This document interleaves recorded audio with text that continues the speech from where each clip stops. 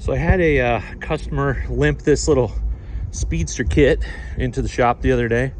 She lives about 5 miles from here. Said it took her like 45 minutes to get over here. Her car kept dying and she'd get it going again and then it'd die. And so said it was the worst it's ever ran. Brought it over just to sort out what was going on with it. So the first thing I noticed was it had this electric fuel pump on here, which whatever, they work fine. I prefer just the original fuel pumps.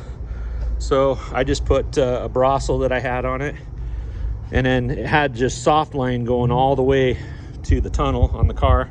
So I replaced that metal section, removed the fuel filter up front here, pulled the tank out. The tank actually, let me show you the bucket.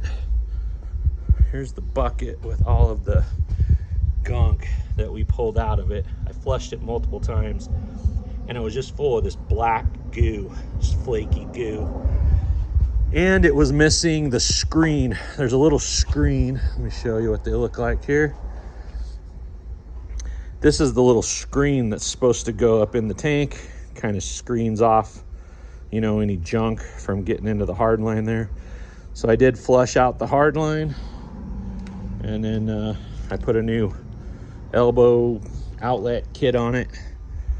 I did try the manual pump that was on the car, but it wasn't pumping. So like I said, I had that Brosel. I threw it on. Oh, another thing that it had, let me show you over here.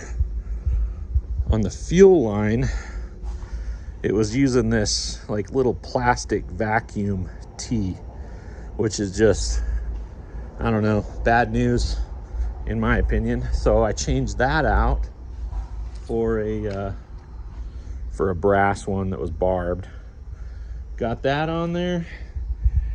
And I was gonna do a whole video on the thing. In fact, I started it and then I lost my memory card. My memory card was full on my GoPro from the last 20 videos I started filming and never uploaded.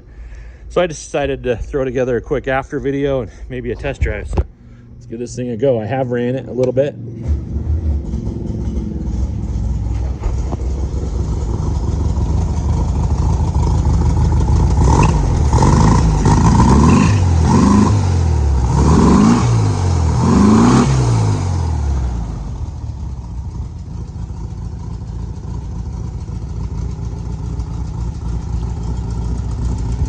Pretty cool little car, you know.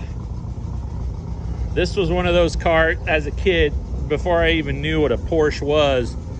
I had one of these hanging on my wall in my room. Of course, it was a replica, wasn't the real deal. But you think about movies that had these, you know, the original Top Gun, Doc Hollywood. They messed one up pretty good in Doc Hollywood with Michael J. Fox. Just a neat little car, kind of fun little project to work on. So we're gonna jump in it now and go take it for a rip. Probably go pick her up and get it back to her tonight. So let's go take it for a spin. Well guys, I'll tell you what, it's not fast. I'm guessing this is probably just a stock 1600 with some baby Webers on it. Not a lot. I mean, it's got plenty of power to get around and do its thing, but it's not super fast, but super cool, fun little car to buzz around in for sure. This, like I said, I think I said before, this is one of the kits I could own. This would be just a lot of fun. And you know, an original one is, gosh, probably over 200K.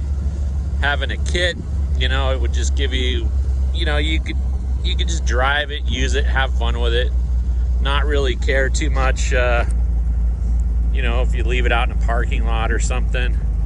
So man, this is yeah, it's a lot of fun. Let's see if I can run it through the gears here for you and hold my camera at the same time. I'm being lazy here and I'm filming this on my phone.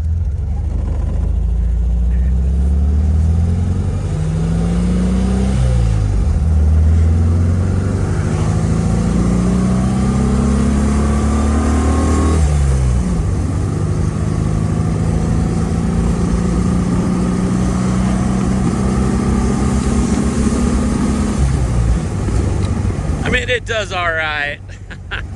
It puts a smile on your face, and that's all that counts. Super fun little car. I'm gonna get it back to the owner now, but just figured I'd give you guys just a quick little sneak, you know, just a peek at kind of what was going on today around the shop. So I'm gonna sign off now and go deliver this thing to the owner. Catch you guys later.